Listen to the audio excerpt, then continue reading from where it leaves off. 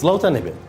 بەرپرسێک لە شاری سلێمانی زەویەکی 12 مەی لەسەر خۆی تەپۆ دەکات و لە ئێستادا بە شێوەیەکی نایاسایی دەیەوێت بیکاتە شوقەی نیشتەجێبوون.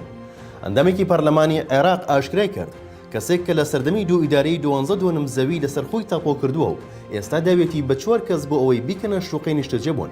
سۆران عومەر ئەندامی پەرلەمانی عێراق لە تۆڕی کۆمەڵایەتی فەیسبوک گرتەیەکی ڤیدیۆیی پارچە زەویەکی بڵاو کردوتەوە و نووسیوێتی کەسێک کە سەردەمی دوو ئیدارەی خۆی وەزیری کشتوکاڵ بووە ئەم زەویە 12 مەی لەسەر خۆی تاپۆ کردووە.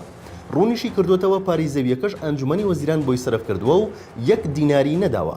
ئێستا داوێتی بە 4 کەس بە 4 ملیۆن دلار بیکەنە شوقەی نیشتەجێبوون بە مەرجێک نەزانرێت هی ئەوە. ئەو ئەندامەی پەرلەمانی عێراق لە بەشێکی تری قسەکانیدا جەختی لەوە کردوتەوە زەویەکە لە قلیاسان و لە شوێنێکی زۆر گرنگ و بەرچاوی سلێمانیە و زەوی کشتوکاڵی بووە بە دەستخەڵکی ناوچەکەوە، هەروەها بەهۆیەوە قوتابخانەیەک تێک دەدرێت کە 3 دەوامی تێدایە. دەژڵێت ئیشەکەی نایاساییە و چەند جارێک لە سلێمانی ڕێگری لێکراوە و دەیەوێت لە هەولێرەوە بەڕێ بکات. داواش لە سەرۆکی حکوومەتی هەرێم و جێگرەکەی دەکات ڕێگا لەو هەموو گەندەڵی و چاڵانیە بگرن.